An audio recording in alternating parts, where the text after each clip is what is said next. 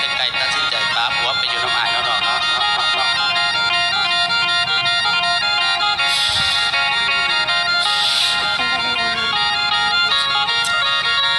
ไอ้คำสีไม่นายเป็นอีหยังอายคิดนี่แหละคิดว่าน้องบ่พาผัวไปน้ำอายนี่ล่ะไก่ยังพ่นกับบุกี้ใจสิฟ้าพุ่นดอกก็รู้ตนพุ่นเนาะแม่นแต่ว่าเพิ่นพูดหลายหั่นคิวอย่างเนาะไปน้ำอายเนาะคันว่าไก่ยังพ่นสิไปน้ำอายดีแต่ว่าดูไก่ยังพ่นก็ต้องเอาไปเบิด3เด้เอาไปเบิดทุกคนสิเป็นหยังเครื่องลงอายที่ซื้อให้แม่ใหม่เบิดเที่ยงเข้าไปในเมืองปั๊บอายที่ซื้อรถปั๊บซื้อซอยซื้อแหวนซื้อเกิบงามๆแม้แต่เกงในก็ยังซื้อให้ใหม่มันคือสีแห้งแท้เกือบแม่แม่นที่เพิ่นคือญาติอยู่ของเพิ่นเคยเขาบ่เคยเนาะบ่เคยได้สีใส่โดดสีไปหันแล้วสีลมสีแรงไปสั่นแล้วอดกระดูกไอ้คำสีถ้าสมมุติว่าไอ้ดองอดีมาแล้วเพิ่นนำไปก็ให้เพิ่นอยู่นำเนาะอุ้ยก็บ่ให้ผู้นำล่ะเนาะเพิ่นนำไปก็ให้อยู่บ่องใหม่พุ่นแหละเฮาก็อยู่สองคนเฮานี่ล่ะเอ้าอยู่สองคนจังได๋ตัดสินใจไม่ได้ว่าบ่เราไกลสิอำพรสิตัดสินใจว่าจังได๋สาธุสิไปนำเขาหรือว่าสิอยู่คันว่าสิอยู่ไปไหนเมียโตลูกได้แม่ไปไหนเมียเขาก็บ่ได้กินกันแต่เช้าๆพุ่นบางมื้อก็ได้กินบางมื้อก็บ่ได้กินเบิ่งใส่เสื้อผ้าก็ใส่แต่ตัวเก่าๆเขาขาดแดงแกงขาดหม้อคันว่าไปนำเพิ่นเขาอาจสิมีกินลูกเต้าก็ได้ทำได้เรียนก็ยังพอสิตัดสินใจเป็นจังได๋ก็ตามก็ยังพอสิลองไปนำเขาเบิ่งสาธุขอให้เขาหักอกค่ะซอยนี่เด้อแม่ค้าขายพ่อค้าขายขนมอยู่บนก็ดีซอยนี่ไม่ยังค่ะก็ยังพอตัดสินใจแล้วนะไก่โอ้ยไก่เอาพอตัดสินใจแล้วตีตัดสินใจแล้วไปน้ำอายแล้วตีโอ้ยไก่อภรนั่งสีใดตัดสินใจเดินทางใหม่สิไหลเมียแล้วมันอุ้ยสิไหลเมียแล้วเที่ยวแท้ไปหาเอาของใหญ่สมควรเติบอีหยังจักแล้วเจ้าถามมาอย่างไงอ่ะไม่ถามมึงเนี่ยมันใหญ่ๆแหละเนาะใหญ่เบิดเติบอยู่หรอไปหาเอาของใหญ่ทำก็มีใส่หอมจนเขาเอิ้นว่าแม่แซมทั้งตาน้องสิได้แต้มแถมยังใส่ขนตาสิปิดให้เบิดเที่ยงเลยปานดาราอยู่ในหนังหาบ่ฟังพอเป็นเจดันจนเสมีเงินใส่มันสมใจห้างเอานี้เอากับอายคำสีบุญคอยมีแล้วแม่ฟ้าสาตาล้นจังแม่แท้นี่น้องไอ้คำสีกายพ่นก็ตัดสินใจแล้วล่ะว่ากายพ่นน่ะสิไปน้ำอายแต่ว่าอายยืนสัญญาเด้สัญญาจะไหนสัญญาว่าถ้ากายพ่นจะได้อีหยังไอ้ต้องหาให้กายพ่นเด้ไอ้สิหายบ่เกี่ยงแม่จะเดินกับเราเอามันสูงแห้งไงขึ้นบนเทิงบ่เอาดอกเดือนดาวน่ะแต่ว่ากายพ่นน่ะก็อยากเอาลูกไปน้ำเอาไปไปเรียนไปที่นั่นมันอย่ามันคำคันสันกายพ่นยัดหัวเจ้ามาก ายพ่นสิไปยัวเอาลูกคนเด้ออย่าไอ้ไปพาอยู่ทางโค้งพุ่นไปพาอยู่พุ่นล่ะอยู่ไสล่ะไกลไปก็ไปให้ภาพไปไอ้ก็ไปน้ำทางไอ้มาผู้เดียวนั่นล่ะอ้อนจักอยู่บ่ทางหัวกำหัวเห็นนอนอยู่นอนสันจะไปเล่าภาพไปไหนเจ้ากระถามทางแล้วอยู่เนาะใกล้จะตัวหายเลยบ่ตัวหรอกพอแต่ดูไปนั่นละไงพ่อสิไปโดดเนี่ยไกลบัดหัวไกลมากอย่าสิว่าบ่ไปน้ำเขาไหลก็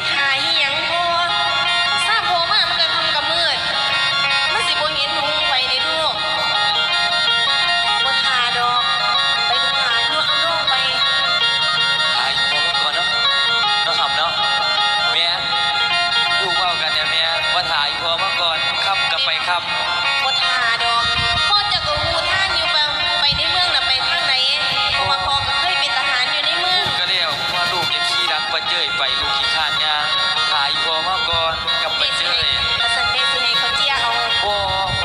จะขี้หลังไปเจย ขี่หลังมาเจย ถ่ายพอมาก่อนนะแม่เนาะ เมว่าไปโนดไปโนดลูกเนาะไปโนดสอนไทยเนาะ บ่ไป บางออน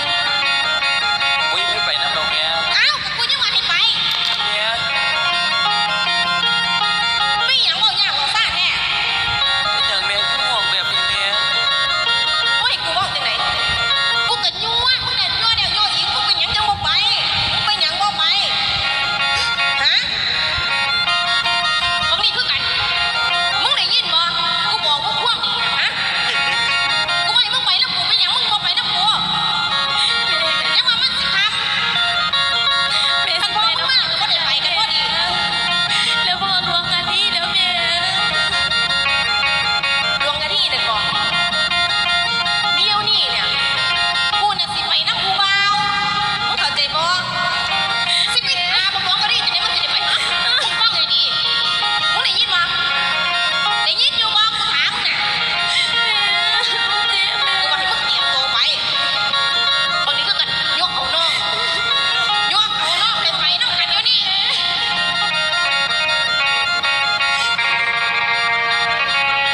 ว่าจังไหน กูนี่เบาดีกะอินบ้องให้กระเดี่ยวเบาดีกระเดี่ยว เมียเนื้อ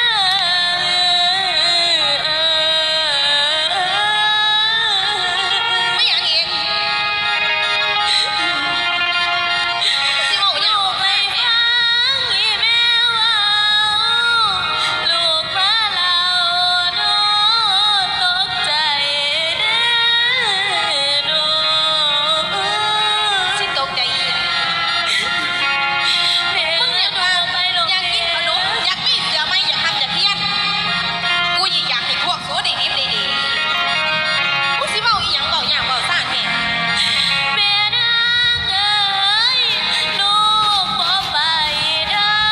มารดาอย่าสิมาโนหาว่า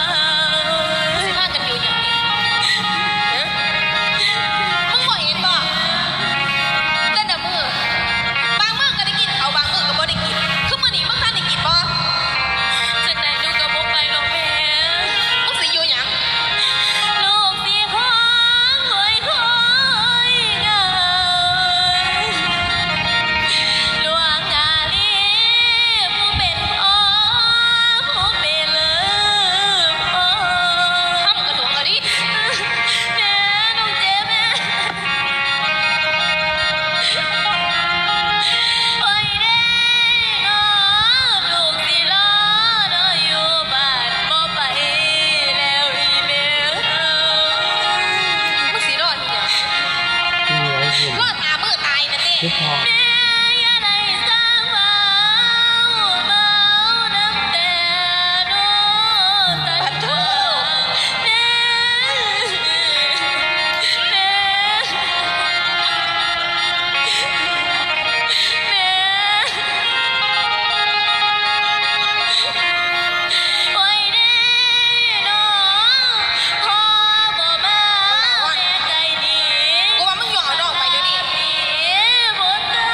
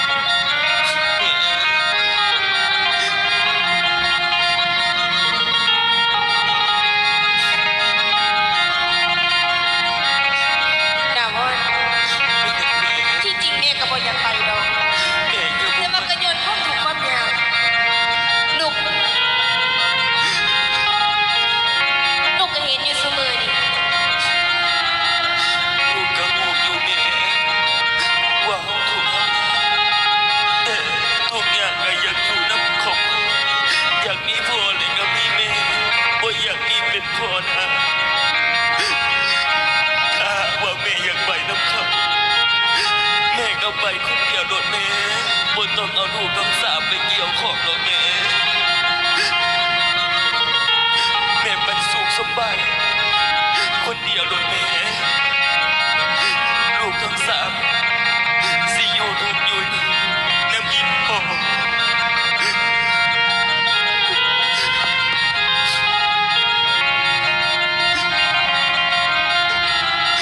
ดาวอน ลูกสามคนตัดสินใจเดี๋ยวแม่ ตัดสินใจเดี๋ยวปฏิ ถึงแม่สิตีลูกทั้งสามจังไดลูกทั้งสามก็บ่ไป บ่ไปสอนใส่เด้ สอนฉัน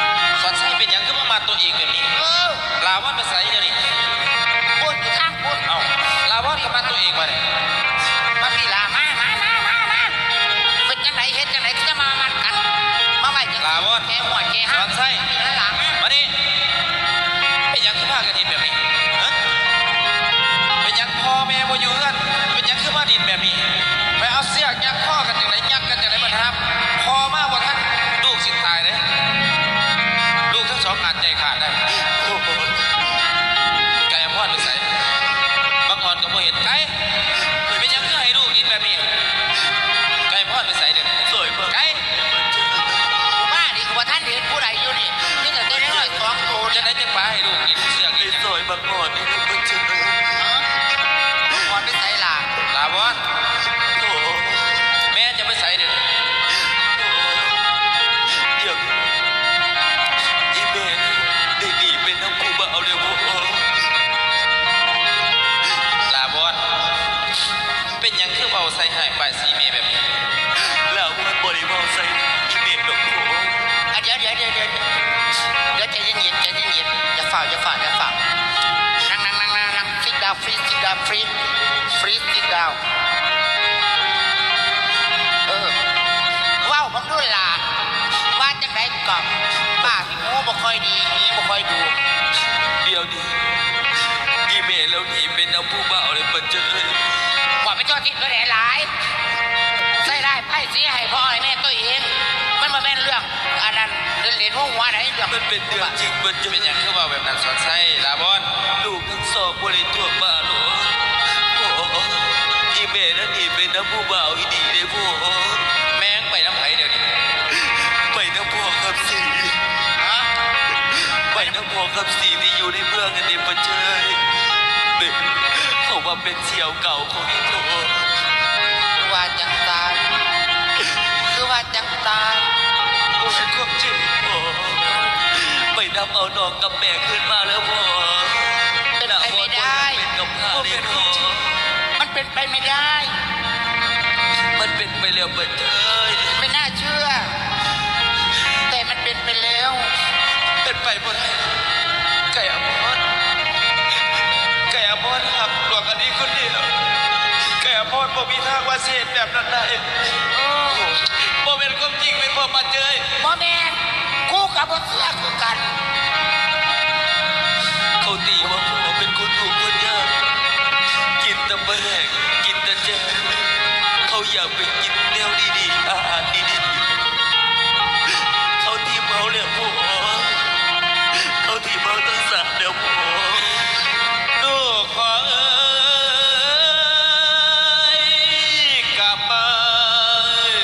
เอือนบ่เห็น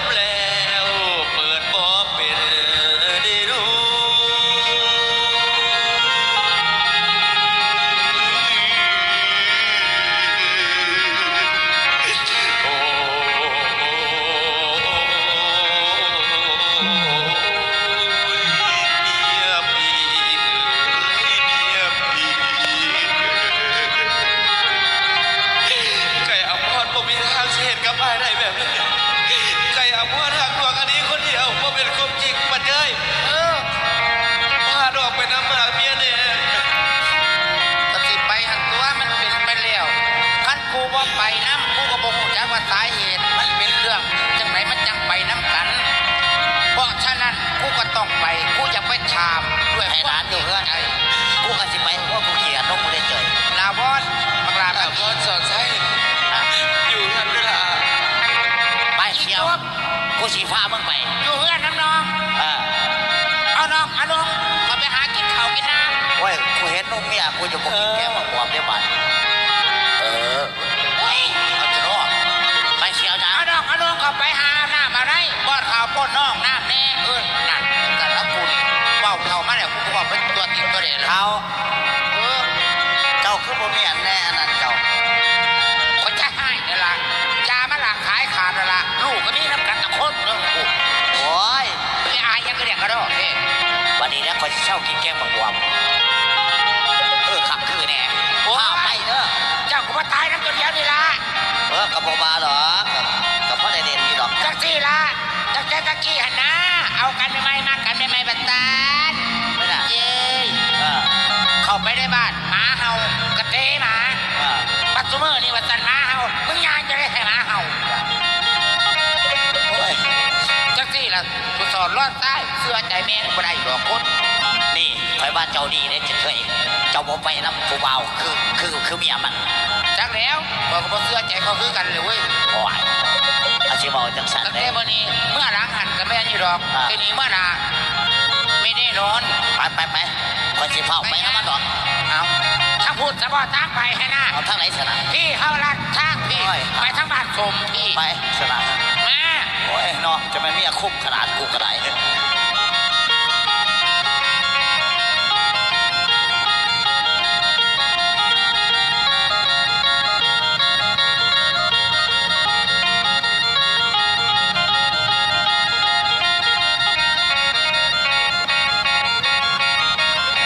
อันนี้น้อง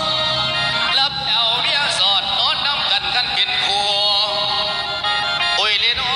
ถือว่าสุขขั้นเลิศล้นในใจเท่าเป็นเบาป่าละคำสีเท่านี่นะไล่เมียเพิ่นมานอนคล้อง ถือว่าความจองหองดอกแก่ป่าดอกก่อนนี้ ความสุขกายขันเหลือล้นบ่มีไผดอกเท่าทอป่วยได้นอต้นพอความสุขกายของบักเท้าในตอนนี้ เวลาสบายใส่งามน้ำโอ้โอ้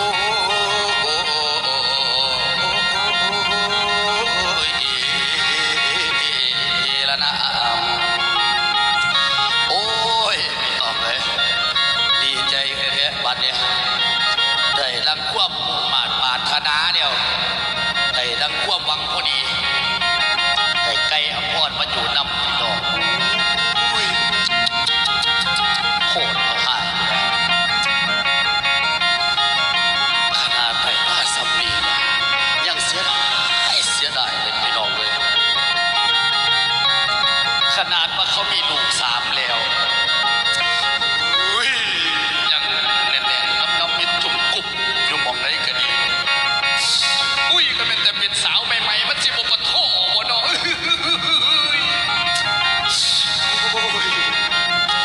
ยังโมโหเร็วยังขึ้นมวนอยู่ในหัวใจโผล่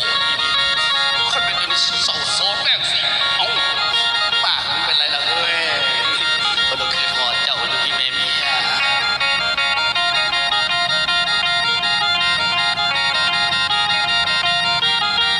จังได